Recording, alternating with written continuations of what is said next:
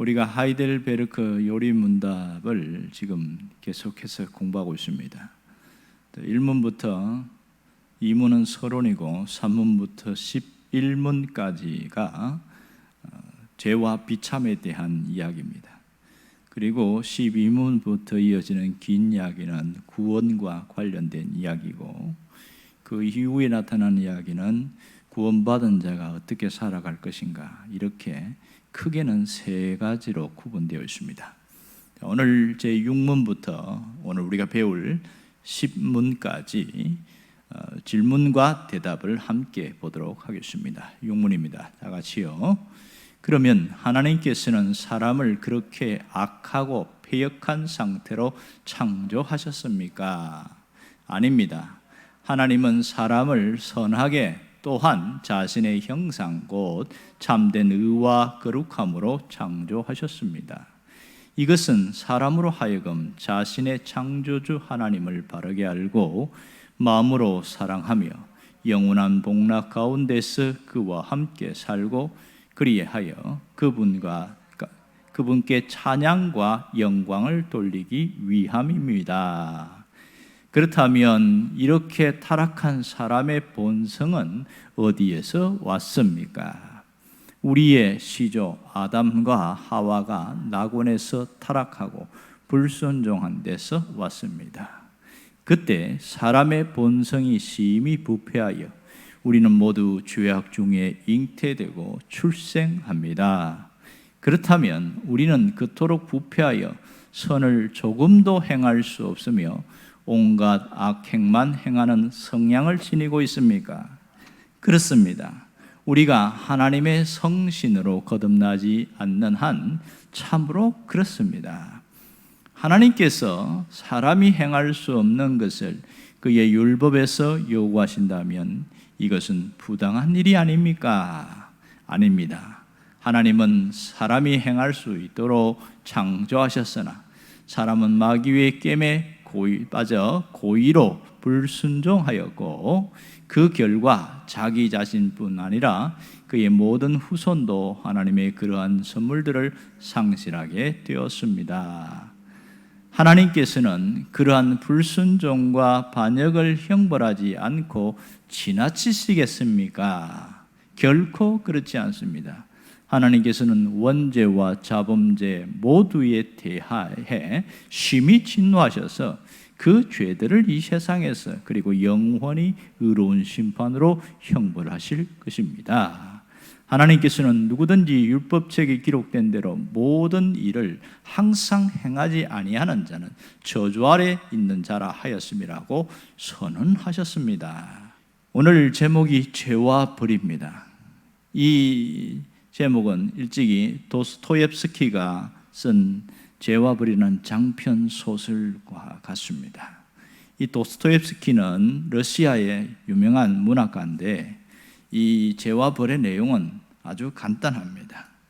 가난에 찌든 어떤 대학생이 초인 사상에 빠져가지고 그만 살인을 저지르고 난 다음에 겪는 심리적 압박감과 죄책감에 대한 그런 이야기를 또 그려놨고, 인간의 내면의 모습과 상실 그리고 본질을 찾아 나가는 그 방법들을 잘 그려놓아서 유명한 소설로 알려지고 있습니다. 자, 오늘 본문도 죄와 벌에 대한 이야기를 하고 있습니다. 우리가 읽은 로마서 6장 23절에 보면 죄의 삭은 사망이요, 이렇게 말을 했습니다. 죄의 대가는 죽음이다. 죄는 벌이 있다, 이 뜻이 되겠죠. 자, 그러면 사람들은 이 죄에 대해서 어떻게 생각할까요? 죄의 형벌에 대해서 듣고 싶어 하지 않습니다. 심지어 형벌을 받고 있는 사람들도 그런 얘기는 하지 말라고 그렇게 하면서 애써 외면하려고 하는 경우가 굉장히 많습니다. 그러니까 사람들의 심리가 뭐냐면 죄의 형벌이 있는 것 자체를 인정하지 않으려고 하는 그런 본성을 가지고 있다는 겁니다. 그러나 성경은 뭐라고 그럽니까? 죄에는 형벌이 있는데 그것이 죽음이다, 그렇게 분명히 이야기하고 있죠. 이 죽음에 대해서 사람들은 어떻게 생각할까요? 하나의 자연 현상으로 생각하고 있습니다. 태어났으면 그리고 성장하고 나이가 들어서 늙으면 죽는 거지, 그냥 자연의 섭리처럼 봄, 여름, 가을, 겨울이 오듯이 하나의 자연 현상으로 여기고 있는 경우가 굉장히 많습니다. 어떤 사람은 죄에 대한 형벌을 이것이 영원한 지옥의 형벌 뭐 그런 게 있는 것이 아니고 이 땅에서 다 고생하고 살다가 가면 그게 형벌인 거지 뭐가 또 형벌이겠느냐 그러면서 내세 자체를 인정하지 않는 그런 경우가 많습니다. 그러니까 이 땅에서 가난과 질병과 고통 당하는 그것으로 끝난다 그런 생각을 하는 사람이 있지요. 그리고 어떤 사람들은 내세를 인정하긴 하는데 그 형벌 자체가 하나님이 아니라 사람에 의해서 당하는 것이다 이렇게 판단하는 경우가 있습니다. 이렇게 세 종류가 있습니다. 또 간혹 어떤 사람 중에는 하나님이 그렇게 악한 분이 아니다. 하나님이 자비하시고 사랑이 많으신 분인데 긍휼이 풍성하신 그분이 어떻게 지옥을 만들 수 있겠느냐. 그래서 간혹 신학자 중에서는 지옥이 없다고 이야기하는 사람들이 있어요. 그런 사람들도 있더라는 거죠. 자, 그러면 오늘 이 죄의 문제를 계속해서 살피고 있는데 오래전부터 인간들은 이 죄에서 탈출하려는 몇 가지 시도를 하고 있습니다. 대략 세 가지 시도를 하고 있는데 첫 번째는 이 죄를 하나님께 책임을 전가시키려고 하고 있습니다. 그러니까 죄를 인간이 짓는 게 누구 책임이냐? 하나님 책임이라는 거예요. 왜? 하나님이 처음부터 인간을 만들 때 죄를 지을 수 없는 그런 튼튼한 존재로 만들었으면 인간이 죄 안 지을 거 아니냐? 하나님이 애당초 연약한 존재로 만들었기 때문에 죄 짓는 거 아니냐? 결국 누가 책임을 져야 돼요? 하나님이 책임을 져야 된다. 기가 막힌 논리지요. 아주 기가 막힌 논리. 그러니까 죄 지은 것에서 하나님이 책임져야 된다. 이게 제 구문, 질문과 대답이에요. 제 구문에 보면 하나님께서 사람이 행하실 수 없는 것을 여기에 사람이 선을 행할 수 없는 것을 그 율법에서 요구하신다면 이건 부당한 일이 아닙니까? 그 가로 열고 닫고 하나님 책임이 아닙니까? 이런 뜻이거든요. 그런데 뭐라고 대답을 하고 있어요? 아닙니다. 하나님은 사람이 행할 수 있도록 창조하셨으나 사람은 마귀의 깸에 빠져서 고의로 불순종하였고 이 점이 문제인 거예요. 고의로 불순종하였고 그 결과 자기 자신뿐만 아니라 그의 모든 후손도 하나님의 그러한 선물들을 상실하게 되었습니다. 이게 성경이 말하는 것을 오늘 짧게 한 문장으로 요약을 하고 있습니다. 자, 이렇게 되어 있단 말이에요. 두 번째 탈출 시도가 뭐냐면 어차피 엎질러진 물 아니냐. 인간은 죄를 지었으니까 하나님이 그만 눈 감아 주셔야 되는 거 아니냐. 다 죄 지었는데 어떻게 하시려고 그러냐. 이런 것 때문에 하나님이 그냥 한쪽 눈 감고 아이고 그래 너희들 어차피 연약한 존재들이니까 내가 이해한다. 그렇게 하시는 게 맞다. 이렇게 이야기를 하고 있는 거예요. 거기에 대해서 제 신문에서 오늘 이렇게 말하고 있습니다. 하나님께서는 그러한 불순종과 반역을 형벌하지 않고 그냥 지나치시겠습니까? 너 죄 지은 거 그냥 이해하고 넘어가겠느냐? 이 얘기를 하는 거예요. 뭐라고 대답하고 있습니까?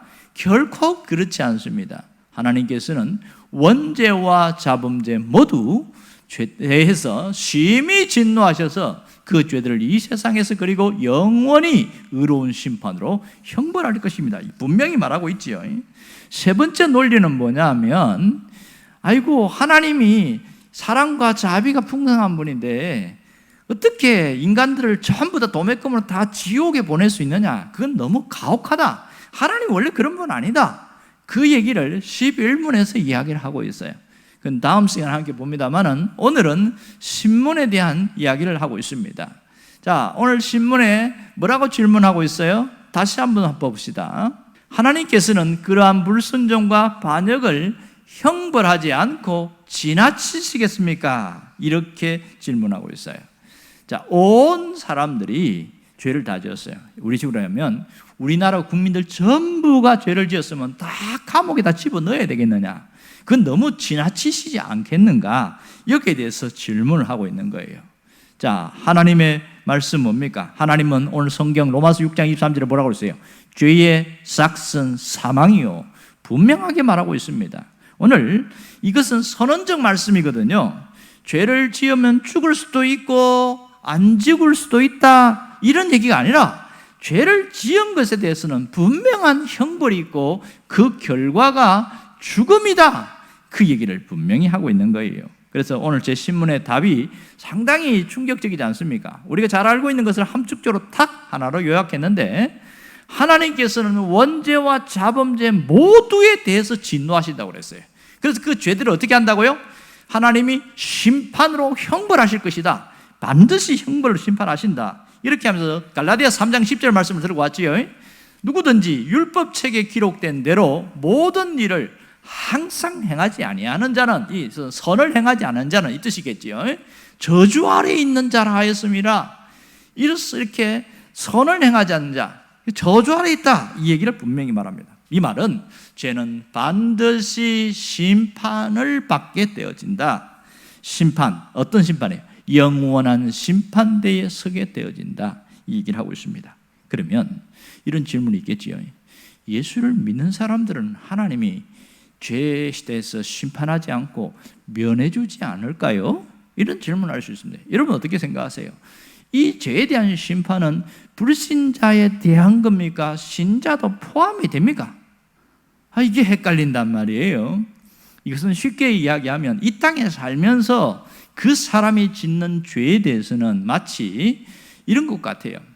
우리가 지금 이 집 안에 있을 때에는 비가 올 때에 아무런 문제가 없는데, 이 비가 내리고 있는데 집을 나갔을 때는 그 비를 다 맞습니다. 믿는 사람도 맞고 안 믿는 사람도 맞습니다. 이것과 같아요. 이 땅에 살 때에 예수를 믿는 사람이든 안 믿는 사람이든 죄를 짓는 것에 대해서는 심판이 있어요. 판결이 있단 말이에요.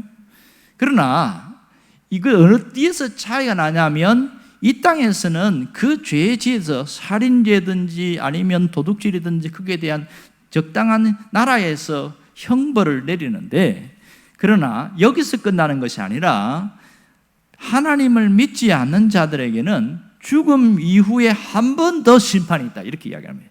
이게 충격적인 거죠.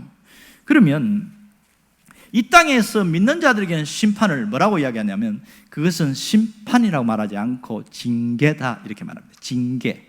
징계를 다른 말로 표현하면 고난, 고통, 환난, 이렇게 표현하겠죠. 징계가 있어요. 자, 성경의 히브리서에 보면 잘못을 했을 때에 믿는 자들이 징계를 받는 것을 달갑게 여겨라, 이렇게 말해줍니다. 왜냐하면 그렇게 징계를 받게 되어지면 너는 하나님의 자녀라는 것이 증명되는 거다. 그러나 사생자들은 하나님이 징계하지 않는다, 이렇게 말합니다. 사생자가 누굽니까? 예수를 믿는다는 껍데기는 갖고 있는데 진짜 믿지 않는 사람들은 징계가 없다, 이렇게 말합니다. 상당히 충격적이죠. 우리가 그런 비극의 사람이 아닌 것이 참 감사해야 됩니다. 또 하나는 우리에게 뭐가 있냐면 양심의 찔림이라는 게 있어요. 양심의 찔림을 통해서 그것을 뭘 하냐면 죄에 대해서 더 민감하게 만들어요. 이게 성숙한 사람의 모습입니다. 그러면 양심의 찔림을 반대로 표현하면 뭡니까? 양심의 불도장, 화인 맞은 사람이 있어요. 그런 사람은 어떨까요? 죄에 대해서 아무런 감각이 없어요. 특별히 사회에서 보면 큰 죄를 지었는데 감정의 표현 당당하던 것이 사람을 죽여놓고도 그렇게 아무런 양심의 가책이 없는 사람도 있습니다. 이 사람들은 그 양심의 불도장 맞아서 화인 맞은 사람이다, 이렇게 말합니다. 그러나 신앙인들에게는 이 죄의 민감성이, 그것이 더 하나님과 가까이 가려고 하는 그겁니다. 놀라운 것은 예수를 믿는 사람은 이 땅에서 그 땅에서 살면서에서는 형벌이 있을 수는 있지만 죽음 이후에서는 심판대 앞에 형벌은 없습니다. 이게 축복인 것이죠. 불신자들은 이 땅에서 큰 죄를 짓게 되어지면 거기에 대한 형벌도 당하고 죽음 이후에 한 번 더 형벌이 있다, 이렇게 말합니다. 자, 그것을 뭐라고 표현해요? 육신의 죽음과 영적인 죽음, 이렇게 이야기하죠. 육신의 죽음은 뭡니까? 내 영혼과 내 육신이 분리된 상태, 이게 육신의 죽음이에요. 영혼이 떠나가셨다, 이렇게 이야기하잖아요. 세상 떠나셨다, 이렇게 말해요. 뭐가 떠났습니까? 영혼이 세상을 떠난 거예요. 그럼 죽었다는 얘기거든요. 그러면 영적인 죽음은 뭐지요? 영적인 죽음은 이 땅에서 살아있긴 하지만은 그 영혼이 하나님과 분리된 상태, 이게 영적인 죽음이에요. 그럼 불신자들은 어떤 죽음을 갖고 있습니까? 살고 있어요? 영적인 죽음의 상태에 살고 있는 거예요. 하나님과 분리된 상태에 있어요. 그러니 이런 사람은 이 땅에서 육신의 죽음 이후에 한 번 더 죽습니다. 그게 뭐라고 그래요? 영원한 죽음이라고 그래요. 영원한 죽음. 그것을 둘째 사망, 불못 이렇게 표현합니다. 영원한 죽음이 기다리고 있습니다.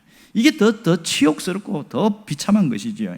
오늘 이 말씀을 통해서 뭘 얘기하고 있습니까? 하나님은 죄에 대해서 대충 눈 감아주고 넘어가시는 분이 아니다, 그렇게 얘기하고 있습니다. 하나님은 반드시 그 죄에 대해서 반드시 값을 치르신다는 거예요. 어떻게 값을 치러요? 우리에게는 그 하나님의 진노를, 출구를 열어놓으셨는데 그것이 예수 그리스도다, 그 얘기를 하고 있습니다. 예수 그리스도를 통해서 그 진노에서 피할 길이 생긴다는 거예요. 그렇다면 예수를 믿는 사람들에게는 이제는 어떻게 살아야 하느냐? 너희 몸을 하나님이 기뻐하는 거룩한 산제물이 되어지는 이런 삶으로 내 방향을 탁 고정시켜서 나아가라, 그 얘기를 하고 있는 거예요. 여러분, 우리가 살면서 죄에 대해서 어떻게 생각하고 살아가느냐, 깊이 생각해야 됩니다. 과연 제 문제에 대해서 얼마나 깊이 고민하고 있습니까? 사실 예수 믿는 사람들 중에서도 죄에 짓눌려서 살아가는 사람들이 상당히 많습니다. 죄의식 속에서 짓눌린 사람이 있어요. 죄가 왜 무서운 줄 아세요? 죄는 한번 지으면 그림자처럼 따라다닙니다. 죄는 사냥개처럼 끊임없이 따라다닙니다. 어떤 사람 표현에 하면 죄는 형사처럼 끝까지 집요하게 따라다닌다는 거예요. 언제까지? 그 죄의 값을 치를 때까지 따라다닌다는 거예요. 마지막 당신은 이런 죄를 지었으니까 값을 치러야 된다, 그때 자유함을 느낀다는 거야. 오래전에 읽은 신문에 보니까 그 어떤 죄를 지었는데, 죄를 짓고 나서 공소시효가 있잖아요. 20년 공소시효가 있는데 3일째 스스로 파출소에 가서 자수했어요. 되게 바보스럽지요. 아니, 공소시효 3일만 지나면 되는데 전국을 다니면서 20년 동안 피해 다니는 거예요. 경찰만 보이면 그냥 화들짝 도망가는 거예요. 그냥 그 사람이 쫓아오는 것도 아닌데도. 그리고 산으로 숨고 어디 뭐 동굴에도 숨고, 뭐 사람이 사람같이 살지도 못하고 직업도 제대로 갖지도 못하고 20년을 피해 다니다가 마지막 3일 남겨놓고 자수했어요. 왜 자수했냐 그러니까, 너 3일만 지나면 너 이제 더 이상 벌 안 받아도 되는데 왜 자수했냐 그러니까, 그 사냥개처럼 형사처럼 집요하게 뛰어 쫓아가는데 양심에 짓눌려가지고 잠을 못 자는 거예요. 잠을 못 자는 거예요. 그리고 20년 동안 잠을 자면 자기가 지은 그 죄, 그 살인죄에 대해서 꿈속에 나타나가지고 계속 괴롭히는 거예요. 꿈속에서. 그러다가 눈 번쩍 뜨면 정신 차려보면 아직 살아있고, 그런 시달리는 세월이 20년 했다는 거예요. 그래서 차라리 이럴 바에야 내가 죄값을 치르겠다, 그러고 갔다는 거예요. 그런데 3일째 갔는데 뭐라고 하는지 압니까? 이분이 아이고야 이제야 살겠다 이러더라는 겁니다. 참 이해 안 되지요. 그만큼 죄는 우리를 끊임없이 집요하게 물고 늘어지는 그런 성향이 있습니다. 여러분, 죄의 특성 중에 하나가 바로 이런 거예요. 그 죄는 반드시 집요하게 물고 늘어지는 현상이 있습니다. 우리가 성경에서도 그런 거 보고 있잖아요. 성경에 보면 창세기에 보면 39장인가요? 거기서 요셉이 애굽에 팔려가는 이야기가 있지요. 그때 왜 팔려간 줄 아시지요? 억울하게 팔려갔어요. 아버지 심부름으로 형들에게 그렇게 형들의 안부를 전해주고 하는데 그만 형들이 잡아가지고 빈 우물 구덩이에다가 집어넣었다가 다시 상인들에게 팔아서, 이스마엘 상인에게 팔아갖고 애굽에 갔잖아요. 그리고 나서 다 잊어버렸어요. 아버지한테는 거짓말했어요. 이 요셉이 짐승들에게 찢겨갖고 이렇게 죽었다고. 그리고 세월이 20년이 지났습니다. 아버지도 모르고 형들 그 사람 외에는 아무도 모릅니다. 베냐민도 몰라요. 그런데요, 기가 막힌 것은 20년 후에 대흉년이 들면서 어쩔 수 없이 가나안에서 애굽으로 양식을 사러 와야 돼요. 그런데 하필 거기에 있는 총리가 누구냐? 요셉이었던 거예요. 나중에 요셉인 줄 알고 이 형들이 벌벌벌벌 떠는 거예요. 왜 떨었을까요? 20년 전에 지은 죄 때문에 계속 짓눌려 살다가 딱 맞닥뜨려지니까 아이고 이제 죽었다. 이제 죽었다. 그들은 20년 동안 마음이 편한 날이 한 번도 없었습니다. 죄는 끊임없이 고발하는 특성이 있습니다. 그것이 해결될 때까지는 결코 쉬지 않는다는 거예요. 여러분, 우리가 깨달아야 될 것은 하나님은 분명히 죄에 대해서는 반드시 값을 치르게 하신다는 사실이에요. 값을 치르게 한다는 거예요. 그냥 덮어두고 묵인하고 그렇게 하시지 않는다는 거예요. 무슨 죄입니까? 원죄와 자범죄에 대해서입니다. 오늘 나오는 것처럼 원죄와 자범죄 반드시 값을 치르게 하신다는 거예요. 그럼 원죄는 뭡니까? 우리가 알고 있는 대로 아담이 선악과를 따먹은 것을 원죄다 이렇게 이야기합니다. 자, 선악과에 독성이 있습니까? 선악과에 무슨 잘못이 있겠어요? 우리는 그냥 처음 믿는 사람들은 선악과를 먹어서 그렇다, 먹은 게 문제다 이렇게 얘기하지만 오래 믿은 사람들에게는 진짜 이면적인 이유를 이야기하고 있죠. 선악과를 따먹기 이전에 무슨 마음이 들었어요? 그동안에는 하나님을 주인으로 인정하고 살았는데 선악과를 따먹는 동시에 자기가 주인 되었다는 것을 의지적인 표현을 한 거예요. 이게 불순종이었어요. 가장 큰 심각한 문제는 하나님이 왕 되심을 인정하지 않겠다는 거예요. 하나님이 주인 되심을 인정하지 않겠다는 거예요. 이게 원죄가 됐습니다. 이걸 우리가 죄의 뿌리, 죄의 본성 이렇게 말합니다. 이 원죄는 다른 말로 하면 죄의 본성, 죄의 성질, 죄의 뿌리 이렇게 표현합니다. 이게 원죄죠. 그럼 자범죄는 뭐예요? 원죄를 지은 인간이 살아서 실생활 속에서 짓는 모든 죄는 자범죄다 이렇게 말하고 있습니다.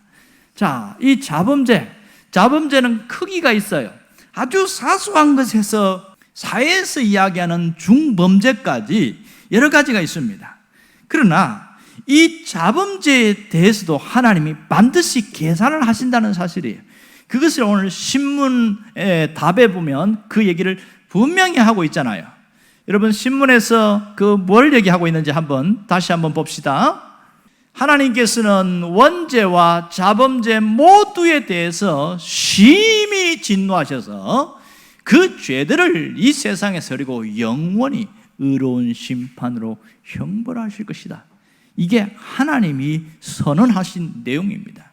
이 부분에서는 누구도 피해갈 수가 없다는 거죠. 결국 어떻게 됐어요? 인간은 모두 저주 아래 놓이게 되었습니다. 그래서 그 다음에 갈라디아 3장 10절에 뭐라고 이야기하고 있어요? 하나님께서 누구든지 율법책에 기록된 대로 모든 일을 항상 행하지 아니하는 자, 선을 행하지 아니하는 자는 저주 아래에 있는 자라 하였다. 이렇게 선언을 하고 있잖아요. 그러므로 이렇게 원죄와 자범죄 속에 있는 사람은 다 죄와 비참함 속에 살아갈 수밖에 없다. 이게 인간의 실상이에요. 인간의 실상. 여러분, 하나님의 진노는 어떻게 됩니까? 그 결과가 뭐지요? 죽음에 이르게 되었습니다. 죽음. 본질상 진노의 자녀가 되었는데 그렇게 살아가던 사람은 마지막은 죽음에 이르게 되어진다. 이것이 오늘 우리가 보여주는 겁니다. 죽음이라는 것은 우리 위에, 우리 곁에, 우리 가까이 계속 따라다닙니다. 마지막 숨이 끊어질 때까지 따라다니고 있습니다. 그것을 잘 알아야 됩니다. 그러나 우리에게 복음이 뭡니까? 거기서 끝났다면 우리는 정말 비참한 존재인데 이 하나님께서 그 길을 피할 수 있는 길을 열어놨어요. 그게 뭐죠? 예수 그리스도입니다. 예수 그리스도는 우리가 그 죽음의 진노 아래에서 피할 수 있는 길을 열어주신 가장 복된 복음이라는 사실을 알아야 됩니다. 그래서 예수님의 십자가 부활을 믿고 깨닫는 자는 내가 더 이상 진노 아래 있지 않아도 되는구나. 더 이상 여기서 이제는 죽음 속에서 눌리지 않아도 되는구나. 자유함을 얻게 되어졌습니다. 로마서 6장 23절에 보면 뒤에 하나님의 은사는 그랬죠. 이 은사는 뭐라고 해요? 선물을 말하고 있습니다. 하나님의 선물은 그리스도 예수 우리 주 안에 있는 영생이라. 할렐루야. 하나님이 우리에게 무슨 선물을 줬어요? 예수님을 통해서 예수 우리 주 안에 있는 자에게 영생을 주셨어요. 자, 예수 우리 주 안에 있다. 이 무슨 뜻일까요? 주 안에 있다는 것은 예수님을 주인으로 인정하고 믿고 신앙 고백하는 자, 예수님을 진심으로 마음에 영접하는 자, 그들에게는 하나님 주는 게 뭐 있어요? 영생이라는 게 있어요. 우리 손에 영생을 주셨는데 이것은 원수 마귀가 빼앗을 수 있어요, 없어요? 죄를 지으면 이거 뺏겨요, 안 뺏겨요? 그런데 많은 분들이 착각하고 있는 분들이 있어요. 가끔 보면 아이고 내가 죄를 많이 지어서 영생이 뺏겼다는 거예요. 다시 말해서 천국 못 간다는 거예요. 영생이 뺏긴 것은 천국 못 간다는 얘기잖아요. 이 원리를 명쾌하게 확신하지 못하는 사람이 굉장히 많습니다. 그래서 또 이야기하고 또 이야기하는 것은 나도 알고 내가 알고 있는 진리를 잘 모르는 사람에게 바르게 전달해 주라는 그것 때문입니다. 이해되십니까? 오늘 우리는 분명히 확신해야 돼요.